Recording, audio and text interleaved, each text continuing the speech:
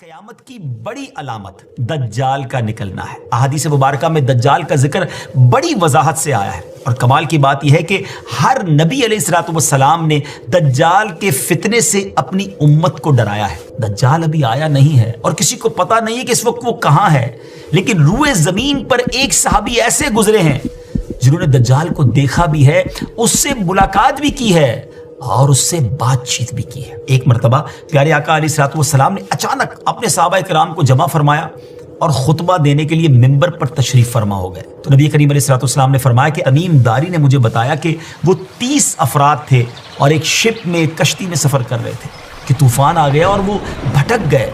तकरीबन महीना भर वो समुंदर में घूमते रहे और एक दिन सूरज गुरूब होने के वक्त एक नामालूम आइलैंड पर पहुंचे। उन्हें वहां सियाह रंग की मखलूक नजर आई जिसके जिस्म पर बाल बहुत ज्यादा थे। उन्होंने उससे पूछा कि तुम कौन हो?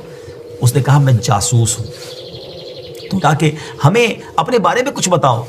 उसने कहा कि ना मैं तुम्हें कुछ बताऊंगा ना तुमसे कुछ सुनूंगा। तुम उस बुत खाने में जाओ, वहां एक शख्स तुम्हारा बड़ी बेचैनी से वेट कर रहा है, वही तुम्हें कुछ सुनाएगा भी बताएगा भी। फिर वो सब अंदर चले गए। वहां एक शख्स सख्ती के साथ जंजीरों में जकड़ा हुआ था।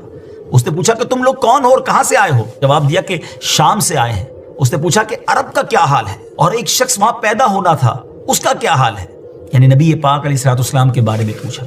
सहाबा किराम ने कहा कि वो अच्छे हाल में है और इब्तिदा में उनकी मुखालिफत हुई, मगर अब तो तमाम अरब पर वो गालिब हो गए हैं। उसने कहा अच्छा, ज़गर के चश्मे का क्या हाल है? उन्होंने जवाब दिया कि वो भी अच्छी हालत में है, लोग उससे पानी पीते हैं, उससे खेती बाड़ी भी करते हैं। फिर उसने पूछा कि ओमान और बीसान की खजूरों का क्या हाल है? उन्होंने कहा कि उसमें हर साल फल आते हैं। ये सुनकर उस शख्स ने 3 चीखें मारी और बोला कि मैं दज्जाल हूँ।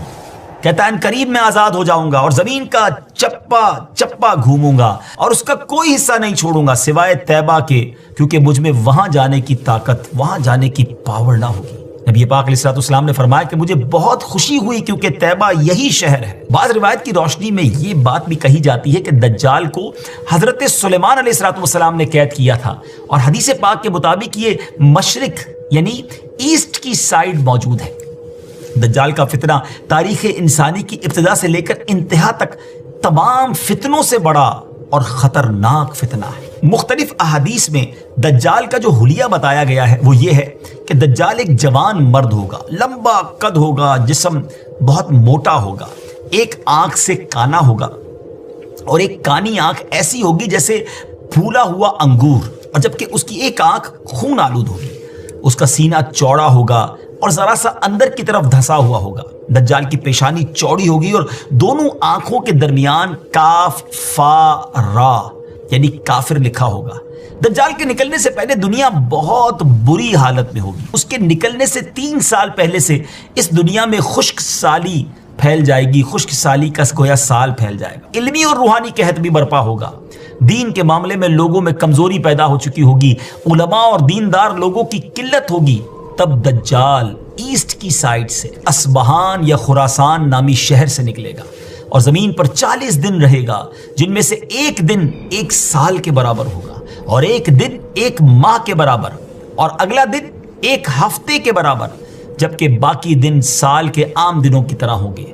इस मुद्दत में दज्जाल अपने गधे पर सवार होकर सारी दुनिया का चक्कर लगाएगा। दज्जाल के इन फितनों की वजह से अहले ईमान सख्त परेशान और तंगी के आलम में भागकर दुखान नामी एक पहाड़ में पनाह लिए हुए होंगे, लेकिन दज्जाल उनका पीछा करके पहाड़ का घेरा करेगा।